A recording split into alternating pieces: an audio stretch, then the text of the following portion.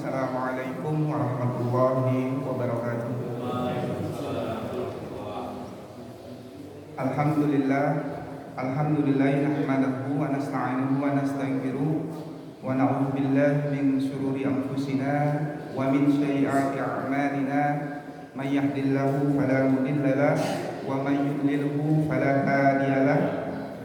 Asyhadu an la ilaha illallah wahdahu la syarika lahu wa asyhadu anna Muhammadan abduhu wa rasuluhu la nabiyya ba'da. Rabbi shrah li sadri wa yassir li amri wahlul 'uqdatam min lisani yafqahu qawli. Jamaah salat subuh yang dirahmati Allah, alhamdulillah pada pagi hari ini kita bisa bermuhajahah kembali ba'da subuh dalam taklim tematik ya. Taklim tematik itu taklim yang membahas tentang topik-topik tertentu ya selama 1 bulan. Pertama-tama tentunya marilah senantiasa kita memanjatkan puji syukur kehadirat Allah Subhanahu wa taala yang senantiasa memberikan limpahan kita nikmat dan karunia sehingga pada pagi hari ini kita bisa melangkahkan kaki-kaki kita untuk menunaikan sholat subuh berjamaah di masjid yang kita cintai ini dan dilanjutkan dengan menghadiri majelis ilmu yang merupakan salah satu taman-taman surga yang Rasulullah sebutkan di dunia ini. Dan mudah-mudahan ibadah-ibadah yang kita lakukan sejak sholat subuh tadi merupakan salah satu catatan amal terbaik kita pada hari ini dan menjadi bekal terbaik kita di yaumil akhir nanti. Amin amin ya rabbal alamin. Sholawat dan salam tak lupa kita sampaikan kepada qudwah hasanah kita Nabiullah Muhammad sallallahu alaihi wasallam yang senantiasa kita harapkan syafaatnya di yaumil akhir nanti. Amma ba'du. Jamaah sholat subuh yang dirahmati Allah, melanjutkan kajian kita pada hari Sabtu sebelumnya yang mengupas tentang topik muamalah dalam Islam. Sebagaimana sudah kita diskusikan atau sudah saya sampaikan pada pertemuan sebelumnya, muamalah ini dalam Islam pada dasarnya mengatur ya hukum yang mengatur bagaimana hubungan antara sesama manusia di luar amalan-amalan selain ibadah, baik dalam hubungan antar sesama individu, sesama orang ya, atau hubungan di dalam keluarga, hubungan di masyarakat maupun di dalam hubungan bernegara. Menurut ulama ya, Abdurrahman Asy'ari dalam kitabnya Al-Qawaid wal Usul Al-Jami'ah wal Furuq wa Taqsim Al-Badi'ah An-Nafi'ah ya, pada dasarnya kaidah ya dalam ibadah dan muamalah itu berbeda gitu ya, seperti saya sampaikan sebelumnya. Nah, dalam ibadah ini pada dasarnya itu adalah haram ya kecuali memang yang diperbolehkan secara syariat ya, kecuali ada dasarnya secara syariat. Berbeda dengan muamalah yang pada dasarnya ini dibolehkan ya, kecuali memang ada dalil-dalil atau syariat yang melarang.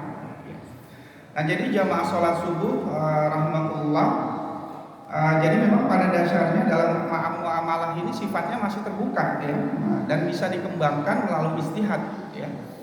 Apalagi dengan perkembangan zaman yang semakin luas ya, perkembangan teknologi yang semakin maju ya, tentunya ada hal-hal dalam kehidupan manusia itu yang waktu zaman Rasulullah SAW itu tidak ada ya, sekarang muncul gitu ya. Nah, sehingga dibutuhkan ya aturan-aturan yang mengatur kehidupan tersebut gitu ya. Waktu zaman Rasulullah nggak ada uang digital gitu ya. Ada nggak uang digital? Sekarang ada ya uang digital ya. Kita bayar tol pakai uang digital gitu ya. Kita bayar transaksi di minimarket pakai uang digital. Nah, tentunya perlu ada dasar hukum ya dalam Islam ya yang menetapkan bagaimana ya aturan-aturan ya dalam bidang tersebut gitu ya. Nah, makanya jamaah sholat subuh muamalah ini sifatnya masih terbuka secara luas gitu ya, dan dikembangkan dalam bentuk ijtihad ya. Makanya di kita itu kan ada MUI ya, Majelis Ulama Indonesia, yang senantiasa selalu mengeluarkan fatwa-fatwa baru ya untuk katakanlah memberikan ya ketentuan-ketentuan hukum terhadap fenomena-fenomena yang muncul di masyarakat. Ya seperti misalnya di zaman Rasulullah nggak ada sabu-sabu, ya nggak ada tuh apa narkoba yang sekarang tuh bentuknya macam-macam gitu ya. Nah tetapi memang eh, eh, dalam Islam ya kita perlu menetapkan ya, aturan-aturan hukum ya terhadap kejadian-kejadian tersebut. Nah itulah muamalah ya. Jadi sifatnya masih terbuka ya sesuai dengan perkembangan zaman ya. Tetapi ya penyesuaian ini tentunya tidak melanggar ya, secara prinsip-prinsip dan pokok-pokok yang telah ditetapkan dalam syariat. Dan sumber hukum muamalah itu ya kita kembalikan kepada dua hal ya. Yang pertama kita sebut sebagai dalil naqli ya, bersumber dari Al-Qur'an dan Al-Hadis ya. Dan juga yang kedua bersumber dari dalil akli ya. Akli itu akal ya, yang bersumber dari istihad dan qiyas ya. Nah, ini biasanya yang bisa memberikan istihad dan qiyas ini adalah para ulama ya, tentunya sudah diakui ya, dan juga memang kalau di dalam konteks bernegara ya sudah diakui oleh negara. Dalam hal ini adalah Majelis Ulama Indonesia. Nah, jamaah sholat subuh yang dirahmati Allah gitu ya. Kemarin juga sudah kita diskusikan bahwa salah satu aspek penting ya dalam muamalah itu adalah berkaitan dengan harta ya, atau kita menyebutnya al-mal ya. Nah, kenapa al-mal ini penting gitu ya? Di dalam Al-Qur'an itu disebutkan al-mal itu terdapat 87 ayat ya yang tersebar di beberapa surat ya, yang menjelaskan tentang konsep harta al-mal. Kenapa al-mal ini penting? Karena memang al-mal ini adalah yang salah satu aspek atau unsur yang sangat terkait erat dengan muamalah manusia, baik dalam transaksi jual beli ya, terkait dengan hukum waris ya, transaksi dan lain-lain. Nah oleh karena itu penting bagi kita untuk memahami tentang konsep al-mal ini. Dan juga nanti kita lanjutkan dengan konsep yang kedua adalah terkait dengan uang gitu ya. Yang ini juga merupakan bagian penting dalam kehidupan kita ya, untuk memenuhi nafkah kita, untuk aktivitas kita sehari-hari ya, untuk kebutuhan kita dan lain sebagainya. Nah ini tentunya perlu kita pahami bagaimana Islam memandang al-mal ya, dan juga uang ini. Nah di dalam surat Al-Ma'idah itu ada 32 ayat ya, yang menjelaskan tentang konsep al-mal ini. Dan di dalam surat Madaniyah ya, itu ada 55 ayat. Nah, jadi banyaknya ayat ini menunjukkan pentingnya konsep harta dalam kehidupan seorang muslim. Nah, jamaah sholat subuh yang dirahmati Allah ya, begitu pentingnya harta ya, sehingga syariat menjadikan sebagai salah satu 5 hal penting yang harus dipenuhi, dijaga, diperhatikan untuk mewujudkan kemaslahatan manusia. Ya, dalam Al-Qur'an kita bisa melihat Allah Subhanahu wa taala berfirman di dalam surat An-Nisa, "A'udzubillahi minasyaitonir rajim, wa la ta'tus sufaha'a amwalakum allati ja'alallahu lakum qiyaman warzuquhum fiha waqsuhum wa qulu lahum qawlan ma'rufa." Allah Subhanahu wa taala berfirman, dan janganlah kamu serahkan ya, kepada orang-orang yang belum sempurna akalnya harta mereka yang ada dalam kekuasaan kamu yang dijadikan Allah sebagai pokok kehidupan. Berilah mereka belanja pakaian dari hasil harta itu dan ucapkanlah kepada mereka perkataan yang baik. Nah di dalam ayat ini para ulama menyebutkan ya salah satu kedudukan harta dalam Al-Quran adalah sebagai pilar penegak kehidupan. Dalam ayat ini Allah Subhanahu wa taala menjelaskan ya bahwa Allah menjadikan harta sebagai pokok dan penegak kehidupan, sehingga manusia dilarang menyia-nyiakan harta ya, dan dilarang memanfaatkan harta ya secara zalim ya. Sebaliknya manusia dianjurkan untuk bagaimana memanfaatkan harta tersebut untuk memberikan kemaslahatan, baik untuk dirinya sendiri, baik untuk keluarganya maupun dalam masyarakat. Nah, para ulama menyebutkan ya juga bagaimana kandungan dari ayat ini ya, sebagaimana disampaikan oleh Muhammad Raji Fakhruddin dalam Tafsir Al-Kabir wa Mafatih Al-Ghaib, menjelaskan bahwa ayat ini ditujukan kepada wali ya, yang dilarang oleh Allah Subhanahu wa taala untuk menyerahkan harta ya dalam puasa mereka kepada anaknya atau siapapun atau keturunan yang tidak cakap dalam bertindak ya, dan belum mampu mengelola harta dengan baik, sebab hal itu dapat menimbulkan kerusakan dan mafsadat. Dan ini juga menunjukkan bahwa harta itu sebenarnya bisa menimbulkan kerusakan baik pada dirinya sendiri maupun keluarganya maupun dalam kehidupan masyarakat. Nah, berdasarkan alasan itu maka ya, ayat ini mendorong kepada kita sebagai seorang muslim untuk menjaga harta, ya, dan bagaimana mengelolanya dengan baik, karena Allah menjadikan harta sebagai pokok penegak kehidupan. Nah, itu adalah bagaimana kedudukan yang pertama harta dalam Al-Quran. Namun di dalam ayat yang lain, ya, Allah Subhanahu wa taala juga berfirman, ya, dalam surat Al-Baqarah ayat 155 ini menjelaskan bagaimana harta itu bisa juga sebagai cobaan atau fitnah. Allah Subhanahu wa taala berfirman dalam surat Al-Baqarah ayat 155, "A'udzubillahi minasyaitonir rajim. Walanabluwannakum bisyai'im minal khawfi wal ju'i wa naqsim minal amwali wal anfus wasyamarati wa basyiris sabirin." Dan kami pasti akan menguji kamu dengan sedikit ketakutan, kelaparan, kekurangan harta, jiwa dan buah-buahan, dan sampaikanlah kabar gembira kepada orang-orang yang sabar. Di dalam surat Al-Anfal ayat ke-28 Allah Subhanahu wa taala juga berfirman, ya, dengan spirit yang kurang lebih sama.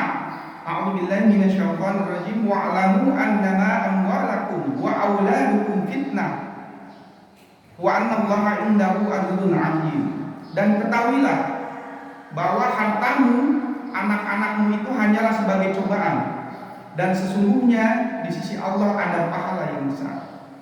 Nah, At-Tabari menafsirkan ayat ini dalam surat Al-Anfal tadi ke-28 bahwa sesungguhnya harta kita itu adalah sesuatu yang dititipkan, yang diamanahkan, yang dipinjamkan kepada Allah, kepada manusia, ya, termasuk anak-anak kita, ya, yang diberikan Allah itu tidak lain tidak bukan hanyalah sebagai cobaan dan ujian untuk melihat sejauh mana kita sebagai seorang manusia untuk melaksanakan hak Allah dan melaksanakan perintahnya maupun menjauhi larangannya. Nah, jadi harta, ya, termasuk anak-anak kita itu juga merupakan, kan ada lagunya, anak itu, keluarga itu adalah harta yang paling berharga. Nah, jadi harta itu banyak, termasuk nanti harta berupa uang yang nanti kita lihat, ya.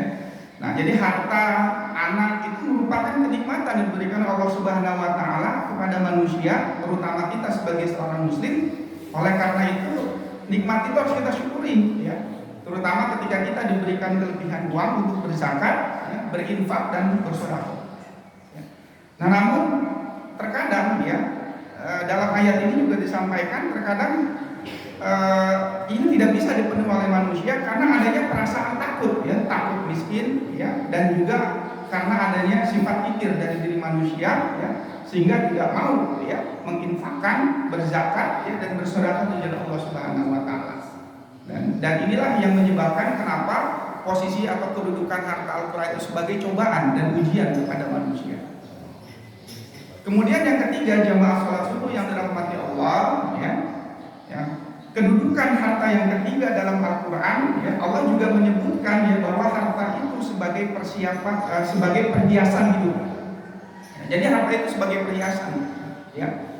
Kenapa harta itu dikatakan sebagai perhiasan hidup? Ya, karena manusia, ya ini secara fitrah, ya, itu memiliki kecenderungan yang kuat terhadap kepemilikan harta.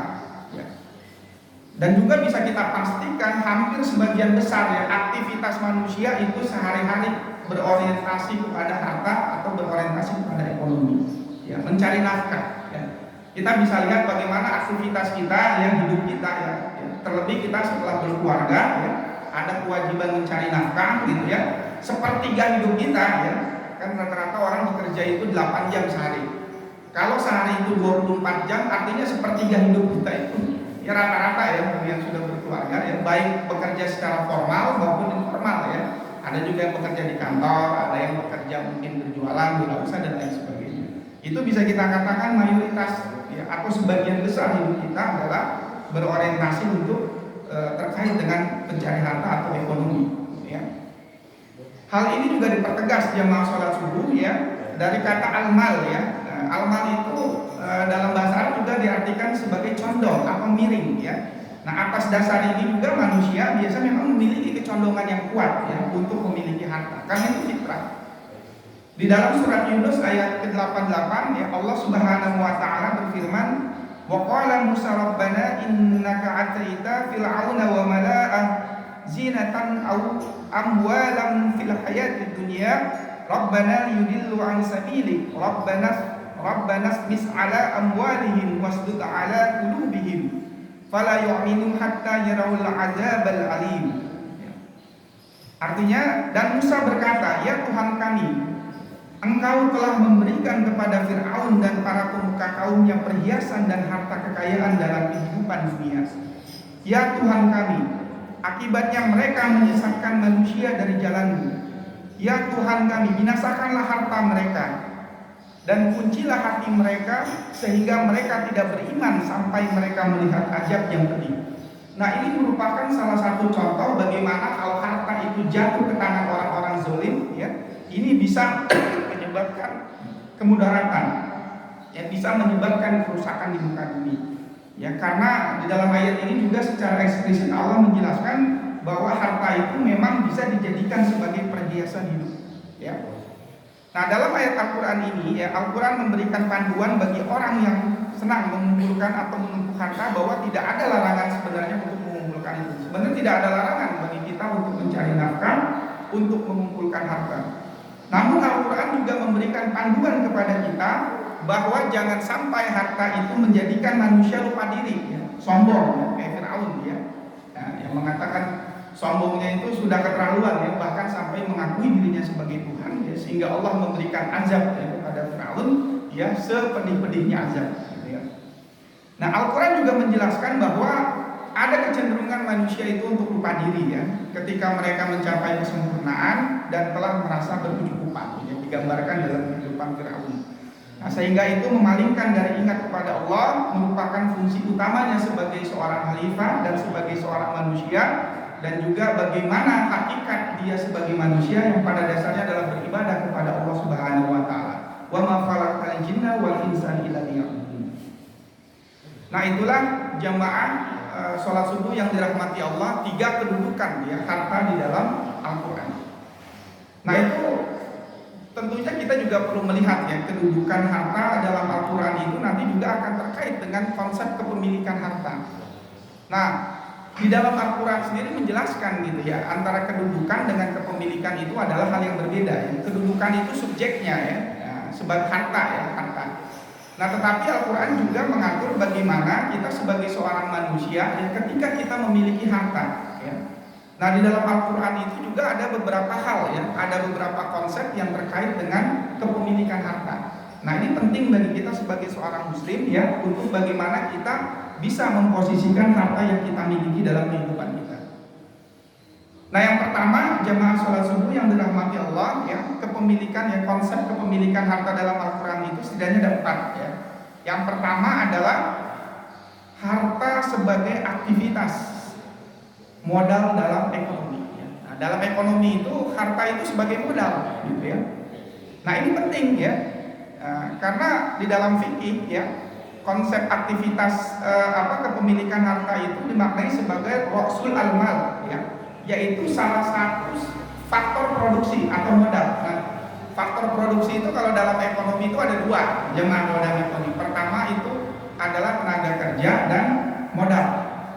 Jadi manusia itu bisa berusaha, bisa mengembangkan usahanya, termasuk perekonomian di negara ini itu bisa berkembang karena adanya faktor produksi.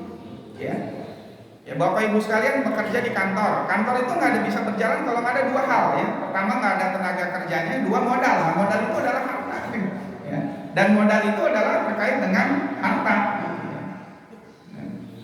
Jadi republik ini, ekonomi di negara ini bisa bertahan karena ada 2 faktor tersebut, ya. Nah, jadi harta itu penting, ya, sebagai faktor ekonomi. Nah, terlebih kita sebagai seorang muslim, ya, makanya kita juga harus memaknai harta ini sebagai seorang muslim ini bukan sesuatu yang harus kita jauhi, ya. Wah, karena harta itu kalau kita dekati, ya, harta ini bisa menjauhkan kita dari dunia. Nah, itu justru keliru, gitu, ya. Bahwa harta itu penting dalam Islam dan penting bagi kita sebagai seorang muslim, ya, untuk bisa menjadi bagian dari penggerak ekonomi di negara ini, gitu, ya, atau di wilayah kita, gitu, ya. Bayangkan, ya, jika bapak-bapak sekalian ini adalah pengusaha, gitu, ya. Nah, pengusaha yang menggerakkan ekonomi, Pak, tentunya itu bisa memberikan, ya, kemaslahatan bagi semua, ya.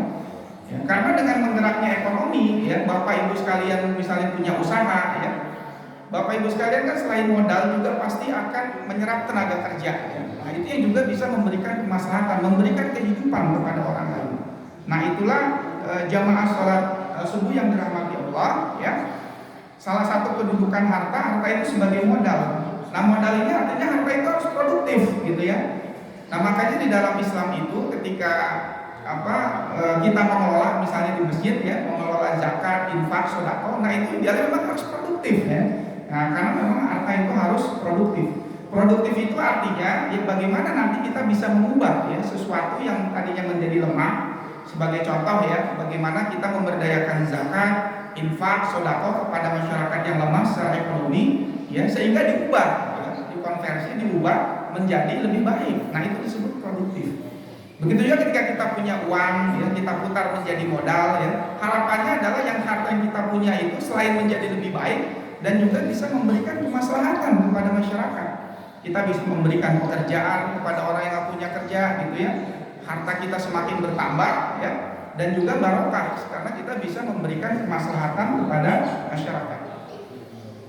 Di dalam surat Al-Imran terkait dengan ini Allah Subhanahu wa taala berfirman ayat ke-14 ya.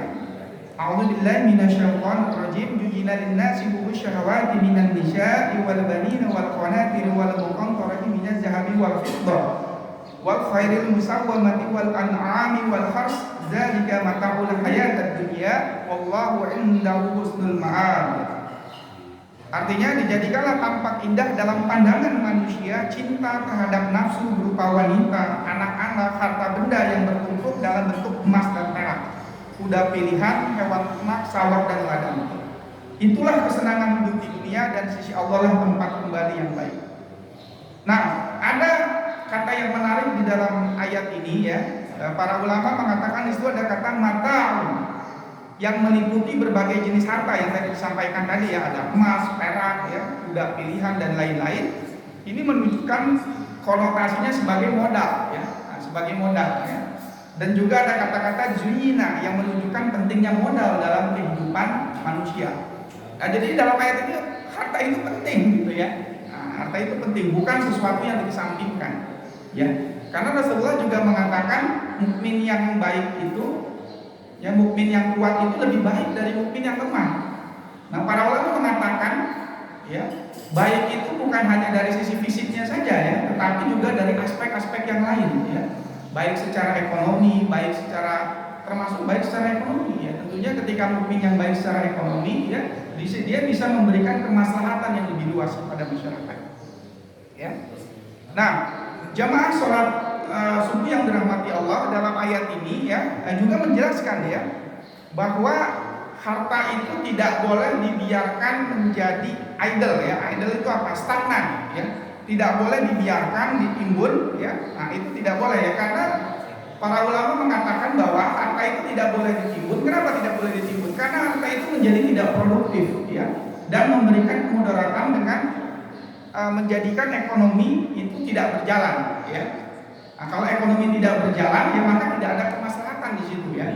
Nah, orang tidak bisa katakanlah memanfaatkan dari harta yang diputar dalam ekonomi tersebut ya. Nah, jadi di konsep kepemilikan harta yang perlu kita pahami adalah harta yang paling baik adalah harta yang bisa kita produktifkan ya, yang bisa memberikan kemaslahatan tidak hanya untuk diri kita ya, tetapi juga untuk keluarga kita dan juga masyarakat. Nah, sejalan dengan ini jamaah sholat subuh yang dirahmati Allah, konsep kepemilikan harta yang kedua adalah harta sebagai indikator ya kesejahteraan atau kemaslahatan bersama ya. Allah Subhanahu wa taala berfirman, "Masalul ladzina yunfiquna amwalahum fi sabilillahi kamassali habba ambatat sab'a sanabila fi kulli sunbulah mi'atu habba wallahu yudha'ifu liman yasha wallahu wasi'un 'alim." Nah, ini pentingnya yang kedua ini, kepemilikan harta itu sebagai indikator kemaslahatan bersama. Ini dijelaskan oleh Allah sebagai perumpamaan orang-orang yang menginfakkan hartanya di jalan Allah seperti sebutir biji yang menumbuhkan 7 tangkai. Pada setiap tangkainya ada 100 biji. Allah melipat gandakan bagi siapa yang Dia kehendaki, dan Allah Maha luas lagi Maha mengetahui. Nah, menurut beberapa riwayat ya, termasuk dalam tafsir Al-Misbah ya, bahwa ayat ini turun menyangkut kedermawanan dua sahabat ya, yang kita kenal memang memiliki harta yang cukup dicukupkan oleh Allah Subhanahu wa taala, yaitu Utsman bin Affan dan Abdurrahman bin Auf. Yang keduanya membawa harta mereka kepada Nabi Muhammad SAW untuk membiayai perang Tabuk ya. Nah, tetapi para ulama mengatakan bahwa meski ayat ini menyangkut ya kedua perilaku para sahabat itu, tidak berarti bahwa ayat ini tidak juga ditujukan kepada orang-orang yang memang ingin menafkahkan hartanya di jalan Allah ya, untuk melaksanakan fungsi sosial dari harta itu sehingga mendapatkan balasan yang setimpal sesuai dengan apa yang diberikannya. Ya, ayat ini juga mengumpamakan bahwa orang yang menyedekahkan hartanya di jalan Allah seperti Allah mengilustrasikan ya, menanam satu biji ya, di mana harta itu yang kita infakkan, kemudian biji itu berkembang ya, menumbuhkan benih yang berkembang biak dan menghasilkan buah yang banyak. Nah, inilah bagaimana harta juga bisa kita jadikan sebagai amal jariah ya. Nah, salah satunya adalah bagaimana kita mewakafkan ya harta kita ya. Contohnya di situ sudah banyak ya Pak Bendung ya. Kita bisa ya, ketika kita diberikan kelebihan rezeki ya, bagaimana salah satunya juga ya berdasarkan ayat ini kita bisa memanfaatkan harta itu tidak hanya untuk kehidupan kita di dunia, untuk kebutuhan kita, keluarga kita ya, dan juga untuk pada masyarakat ya, tapi juga bagaimana harta itu bisa kita jadikan ya sebagai salah satu amal jariah ya, yang terus mengalir ya seperti yang digambarkan dalam ayat ini, dan itu bisa terus kita rasakan manfaatnya meskipun kita nanti sudah meninggal. Kemudian yang ketiga, jamaah sholat subuh yang dirahmati Allah ya, salah satu konsep kepemilikan harta adalah harta sebagai bekal perjuangan ya. Allah Subhanahu wa taala berfirman ya, innal ladzina amanu wa hajaru wa jahadu bi amwalihim wa anfusihim fi sabilillah. Sesungguhnya orang-orang yang beriman dan berhijrah serta berjihad dengan harta dan jiwanya di jalan Allah, dan orang-orang yang memberikan tempat kediaman, memberikan pertolongan kepada muhajirin, mereka itulah satu sama lain yang saling melindungi. Dan Allah Maha melihat dari apa yang kamu kerjakan. Nah, di dalam ayat ini Allah Subhanahu wa taala juga menjelaskan bahwa harta itu juga bisa kita jadikan ya, sebagai sarana untuk berjihad ya, untuk berjuang ya di jalan Allah Subhanahu wa taala ya. Nah, di dalam kitab Mu'jam Al-Liqa karya Abi Husain Ahmad bin Faris bin Zakaria disebutkan bahwa kata jihad ya di dalam ayat ini itu memiliki banyak artinya. Yang pertama adalah perjuangan melawan kecenderungan yang jahat ya, atau orang-orang yang zalim, dan pengerahan daya dan upaya ya untuk bagaimana melindungi umat ini ya dari kemudaratan. Dan yang kedua, jihad di dalam ayat ini juga bisa dimaknai sebagai bekerja keras ya, untuk memperbaiki moral masyarakat. Jadi jamaah sholat subuh yang dirahmati Allah, dengan harta kita ya, kita juga bisa ya, bagaimana kita bisa memperjuangkan dari harta yang kita miliki ya, untuk melawan ya kemudaratan ya, untuk melawan kerusakan, atau untuk bagaimana kita bisa memperbaiki moral masyarakat. Ya, jadi jihad itu bentuknya luas ya. Salah satunya adalah selain kita bisa melakukan dengan jiwa kita, ya kita juga bisa melakukan jihad dan perjuangan ya fi sabilillah dengan menggunakan harta kita. Ya. Kemudian yang terakhir, jemaah salat subuh yang dirahmati Allah ya. Di dalam surat An-Nisa ayat 29 ya, Allah juga melarang terkait dengan kepemilikan harta ini, bagaimana kita menimbun ya dan juga memakan harta secara batil ya. Di dalam surat An-Nisa ayat 29 Allah Subhanahu wa taala berfirman, a'udzubillahi minasyaitonir rajim, ya ayyuhalladzina amanu la ta'kulu amwalakum bainakum bil batil illa an takuna tijaratan antaradin minkum wala taqtulu anfusakum innallaha kana bikum rahima. Wahai orang-orang yang beriman, janganlah kamu saling memakan harta sesamamu dengan jalan yang batil, tidak benar, kecuali dalam perdagangan yang berlaku atas dasar suka sama suka, saling ridho di antara kamu. Dan janganlah kamu membunuh dirimu, sesungguh Allah Maha Penyayang kepadamu. Nah, Jamaah sholat subuh yang dirahmati Allah, ulama menafsirkan kata batil dalam ayat ini sebagai ada beberapa hal ya, ada beberapa poin ya, yang terkait dengan kata batil dalam surat An-Nisa ayat 29. Yang pertama, kata batil ini merupakan istilah ya, terhadap semua hal yang tidak halal dalam agama, seperti memakan riba, mencuri dan merampok. Ya, kata batil juga mencakup ya semua yang diambil atau dimanfaatkan oleh manusia tanpa kompensasi atau pengganti yang berimbang. Nah, ini seperti judi gitu ya. Ya artinya kita mengambil sesuatu ya tetapi tanpa adanya kompensasi yang sesuai. Nah, dalam transaksi jual beli ya Bapak Ibu sekalian dan dalam sistem pasar ya, nah ini sering kali kita temui ya. Jadi kalau dalam ekonomi Islam, pasar yang adil ya, yang secara alamiah itu ya, jika pihak-pihak yang di dalamnya itu tidak melakukan rekayasa ya dalam pasar ya, karena pasar itu apalagi sekarang pasar itu tidak hanya dengan berkembangnya teknologi digital ya, pasar itu kan sebenarnya secara tradisional kita maknai tempat bertemunya penjual dan pembeli secara fisik. Nah, tapi sekarang pasar sudah berkembang ya, dengan berkembangnya teknologi digital ini pasar itu sekarang sudah sifatnya apa ya, maya ya.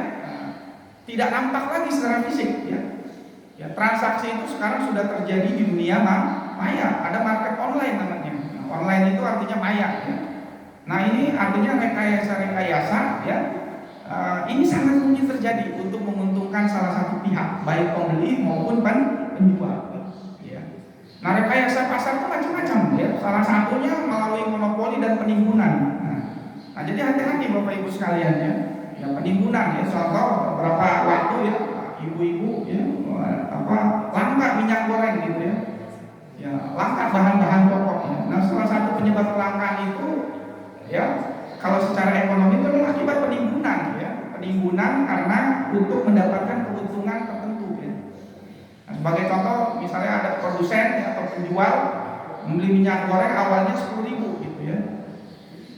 Ya, harga jualnya harusnya misalnya 12.000 sampai 15.000 gitu ya. Tetapi karena pemerintah mau ngumumin naikin harga gitu ya, misalnya 2-3 hari lagi harga minyak goreng mau naik jadi 20.000 gitu ya. Nah, karena mengejar keuntungan ditimbun dulu untuk minyak goreng kan. Ya, baru nanti ketika minggu depan 2 minggu lagi harga udah naik baru dikeluarin. Nah, itu contoh menimbun ya. Padahal di dalam undang-undang kita, di regulasi kita nggak boleh gitu ya menimbun bahan pokok ya. Nah, ini dalam Islam juga sudah dilarang ya. Kemudian batil ini ya juga memperoleh harta yang batil ini juga juga terkait dengan praktik perdagangan yang merugikan ya, seperti penipuan ya, penipuan baik dari sisi kualitas maupun kuantitas ya. Kualitas itu ya terkait dengan kualitas, kita menjual barang ya, kita menyampaikan kualitasnya sekian tetapi realitasnya di bawah itu gitu ya. Nah, ini juga termasuk penipuan gitu ya. Nah, begitu juga kuantitas ya. Yang kuantitas, nah ini sering terjadi ya, timbangan gitu ya. Nah, timbangan dimanipulasi ya. Kita beli jeruk 5 kilo gitu ya, di timbangan di market. Kita timbang lagi di rumah cuma 4,5 kilo. Nah, ini juga penipuan dari sisi kuantitas, dari sisi jumlah. Nah, jadi penipuan itu bisa dari sisi kualitas juga kuantitas. Termasuk jualan jeruk asam gitu ya, dibilangnya manis itu kualitas gitu. Penipuan, ya asam bilang aja asam gitu. Gitu ya, nah, itu juga itu termasuk praktek penipuan ya. Bagaimana ini salah satu praktek bagaimana mendapatkan harta secara batil. Nah, menjual harga di bawah pasar, kalau bahasa ekonomi predatory pricing ya. Harga predator. Nah, ini pernah terjadi ya, mungkin terjadi. Kalau kita enggak ya, tetapi di perusahaan-perusahaan besar terjadi. Harga predator itu maksudnya membunuh produsen lain gitu ya, di mana ada pemodal yang kuat ini dia memberikan harga produk yang sama tapi dengan harga yang murah sehingga yang lain nggak bisa bersaing ya, nggak bisa bersaing sehingga usahanya mati. Ketika mati baru dinaikin harga karena ada jual lain, nggak ada jual lain. Nah, itu pernah terjadi prakteknya di berbagai negara termasuk di Indonesia. Nah, itu juga merupakan salah satu praktek batil gitu ya. Nah, nanti Bapak Ibu sekalian kalau jadi pengusaha ya, punya modal besar jangan sampai kan. Misalnya buka warung besar jadi jual sayur ya murah gitu ya, yang lain warung-warung semua mati di situ. Tutup ya karena nggak bisa bersaing ke dia semua gitu ya. Nanti kalau udah tutup baru harganya dinaikin gitu ya. Nah, ini dia. Nah, kemudian praktek cara lain juga ya bagaimana memperoleh harta secara batil adalah melalui jual beli najasi atau bayi najasi. Nah ini juga penting yang sekarang mungkin tanpa sadar ya kita sering melihat gitu ya. Ya ini memanipulasi permintaan dan penawaran. Ya. Nah maksudnya apa tuh memanipulasi? Nah maksudnya ini seorang produsen itu dia memanipulasi permintaan palsu seolah-olah banyak yang mau beli kan. Nah dia bilang sama teman-temannya tolong dong ini di endorse tapi dengan cara menipu gitu ya. Dipuji-puji produknya secara berlebihan, oh pokok inilah terlalu berlebihan ya. Sehingga orang merasa tertarik jadi viral ya. Padahal produknya tidak seperti yang disampaikan. Nah ini disebut memanipulasi permintaan sehingga permintaan terhadap produknya itu jadi meningkat gitu ya dengan cara manipulasi ya. Nah, jadi si produsen ini menyuruh pihak untuk memuji-puji produknya, menawar dengan harga yang tinggi padahal temannya sendiri kan ya. Ya termasuk tuh tiket-tiket konser, tiket bola ya, dimanipulasi kan juga sama ya. Wah tiket sudah nggak ada gitu ya. Nah, tiket sudah nggak ada, ini ada cerita saya dapat viral, ada cerita bahwa tiket termasuk tiket konser yang lagi viral itu juga tuh ya, Coldplay ya, tiketnya 11 juta tapi udah habis ya.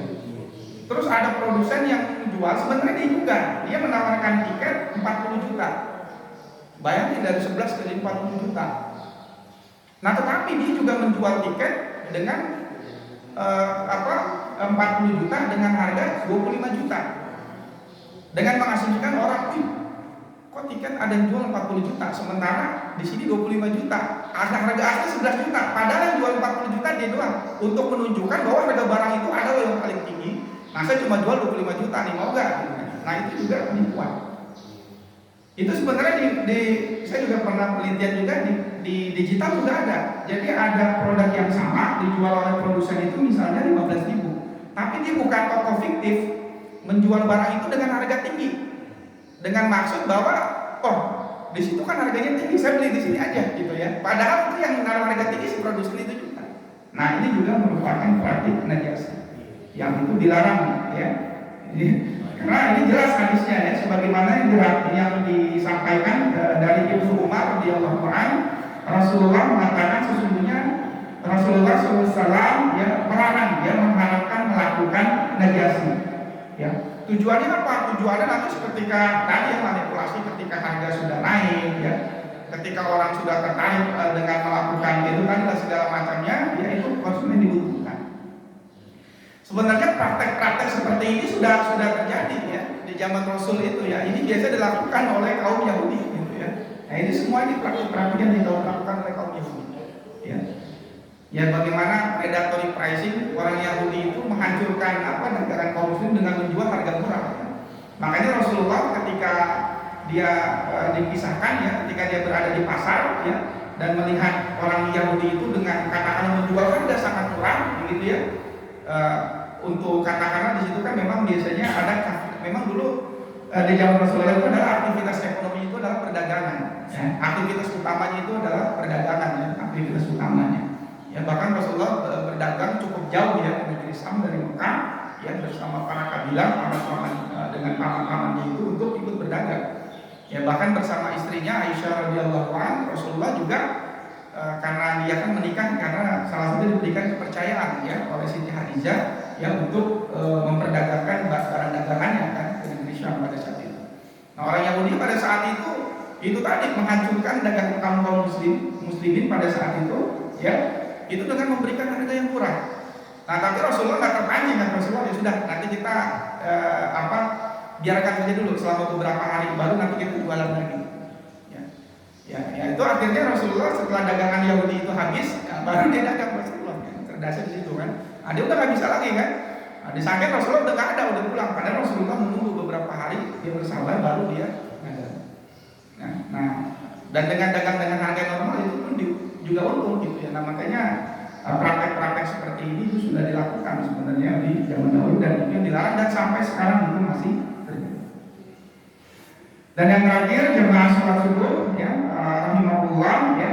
Nah salah satu aspek yang penting dalam harta ini kan juga adalah uang ya. Nah ini juga kita perlu memahami uang ya, yang mungkin sering kita gunakan sebagai alat transaksi sehari-hari. Ya. Nah sebenarnya uang itu ya, kenapa sekarang jadi masalah gitu ya? Karena memang uang itu awalnya diciptakan itu sebagai alat tukar. Yang membedakan sekarang adalah uang itu tidak hanya sebagai alat tukar, tapi juga sebagai komoditas. Jadi uang itu seolah-olah komoditas yang dimanipulasi sehingga nilainya itu memiliki nilai yang menjadi berkembang. Nah, itu yang dilarang dalam Islam ya. Sebenarnya dalam Islam itu uang itu hanya sebatas alat tukar, tidak yang lebih ya. Sekarang banyak tuh saham segala macam, di uang itu jadikan komoditas yang nilainya tumbuh dan berkembang ya. Nah, sebenarnya penambahan dalam nilai uang itu yang disebut termasuk salah satu konsep riba gitu ya. Nah, itu yang perlu kita tambahkan. Nah, tetapi beda ya. Kalau misalnya kita uang nabung di bank ya, terutama di bank syariah yang misalnya di deposito, uang itu sama bank itu digunakan untuk aktivitas muamalah ya. Nah, itu nggak masalah gitu. Nah, tapi uang yang kita simpan, misalnya kita bisnis falas nih, misalnya Pak Bendu ya, punya dolar ya, bisnisnya main dolar aja udah kan. Nah, main dolar ya, dolar lebih rendah kalau kita beli gitu kan, antar naik kita jual, nah itu bisnis falas ya. Nah, itu termasuk goror gitu ya, termasuk judi gitu ya. Nah, seperti itu juga dilarang. Nah, dalam ekonomi ya, karena harta ini terkait uang gitu ya. Nah, ini juga penting gitu ya. Nah, dalam Islam mulanya uang itu sebagai alat tukar itu diterbitkan dalam dirham ya, sebagai alat tukar ya. Kemudian berkembang menjadi uang emas ya, dinar dan juga dirham. Dirham itu uang perak ya. Nah, dinar dan dirham dalam ekonomi Islam, Bapak Ibu sekalian, ini direkomendasikan dalam ekonomi Islam ya, sebagaimana yang dikemukakan oleh Ibnu Khaldun dan Al-Ghazali. Jadi Ibnu Khaldun dan Al-Ghazali ini merupakan pakar ekonomi Islam yang banyak dijadikan referensi gitu ya sampai saat ini. Jadi dinar emas itu ya, itu memang sudah sejak lama ya ditetapkan ya. Standar dinar dan dirham itu jamaah itu ditetapkan oleh Rasulullah SAW ya, itu pada tahun 1 Hijriah. Dan kemudian dipraktekkan ya oleh Khalifah Umar bin Khattab pada tahun 18 Hijriah. Ya. Nah, jadi pada saat itu pertama kali Khalifah Umar bin Khattab itu mencetak koin dirham. Ya, jadi dirham itu adalah koin emas ya, itu 22 karat ya. 22 karat itu kurang lebih 91,70% dengan berat 4,25 gram. Nah, itu koin dinar ya, koin dinar. Kalau dirham itu perak ya, koin perak murni 99,95%. Beratnya hampir 3 kilo, 3 gram, 2,975 gram. Nah, itu koin dinar dan koin emas itu yang ditetapkan ya. Pertama kali koin oleh Umar bin Khattab ya, mencetak koin dirham, sedangkan yang mencetak koin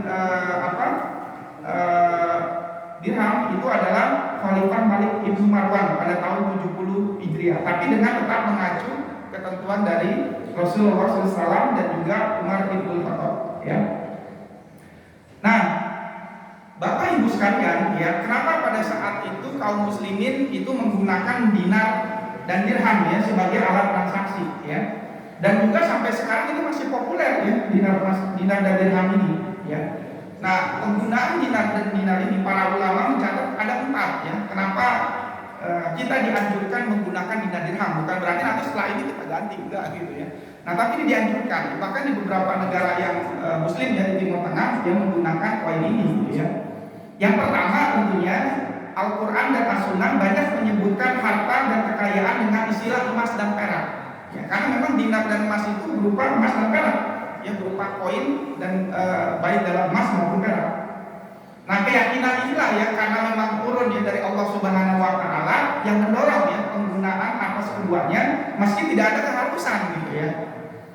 Ya, karena seperti tadi bilang dalam muamalah itu ada kias ya. Kias itu artinya menganalogikan gitu. Artinya selain dinar emas ya boleh kita gunakan alat transaksi yang lain seperti uang kartal ya, seperti uang kartal sehari-hari kita. Tetapi memang ada kelebihannya penggunaan dinar dan dirham ini dibandingkan dengan uang kartal yang kita pegang. Nanti kita lihat ya secara ekonomi apa kelebihannya.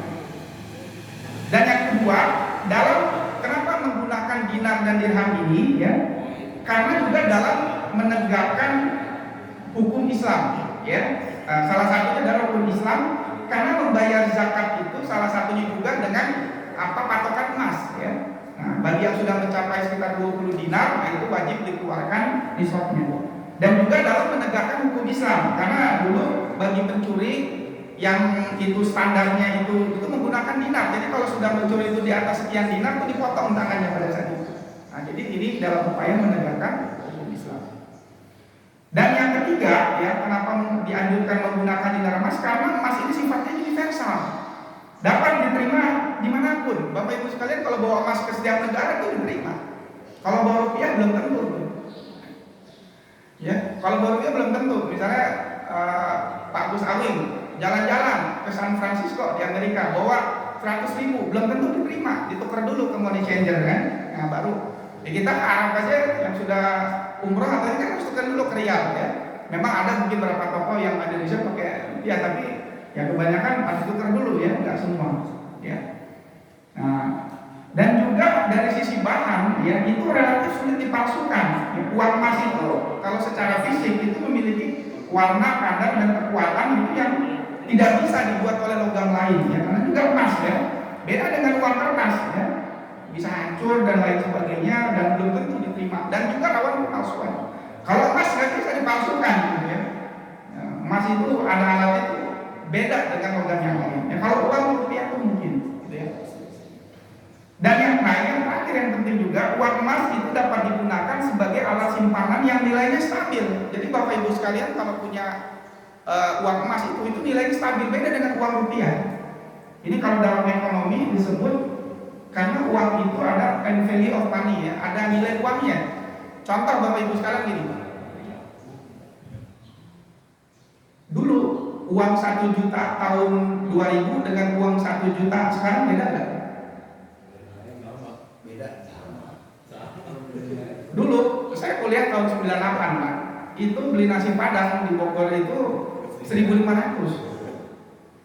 ya, 1.500 beli nasi padang itu dapat rendang, dapat telur dadar plus es krim manis 1.500. Sekarang kita ke warung padang 1.500 teh tawar aja belum cukup ya, karena teh tawar 2.000 ya. Nah ini menunjukkan uangnya sama tetapi nilainya berbeda.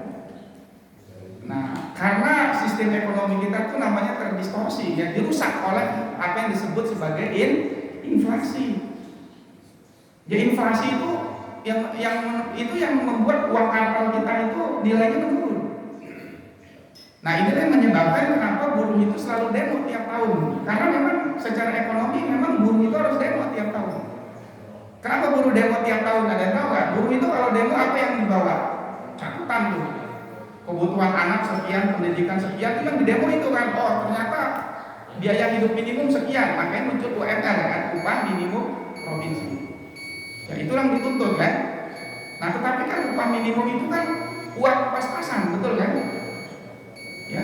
Pada tahun ini misalnya buruh demo menuntut gaji sekian, ya, karena standar hidup minimum sekian. Tahun depan ada inflasi kan, harga barang naik lagi, kurang lagi kan hidup kurang, demo lagi tahun ini kan, karena memang buruh itu uang pas-pasan. Beda dengan misalnya Bapak Ibu sekalian yang gajinya di atas UMR, kalau harga barang naik masih bisa menyesuaikan. Nah itulah yang menyebabkan kenapa pengguna uang dinar dan dirham itu dianjurkan. Kalaupun Bapak Ibu sekalian memegang uang kartal, nah itu bagaimana, itu makanya dalam konsep yang tadi itu harus diproduktifkan. Sehingga uang kita, misalnya Bapak Ibu sekalian dapat warisan, ya, misalnya 500 juta, itu kalau disimpan di bawah bantal, nah itu akan menurun nilainya. Tetapi kalau itu diproduktifkan untuk usaha atau diinvestasikan, ya semoga itu bisa menjadi selain nilainya tetap bertahan, tetapi itu juga bisa menjadi barokah ya, untuk bisa memberikan kemaslahatan bagi masyarakat. Saya kira itu saja mungkin jamaah sholat subuh yang dirahmati Allah. Yang alarm sudah berbunyi ya, mudah-mudahan apa yang saya sampaikan bermanfaat. Lebih kurangnya mohon maaf ya, semoga nanti bisa kita lanjutkan di pekan mendatang. Itu saja, lebih kurangnya mohon maaf. Billahi taufiq wal hidayah. Assalamualaikum warahmatullahi wabarakatuh.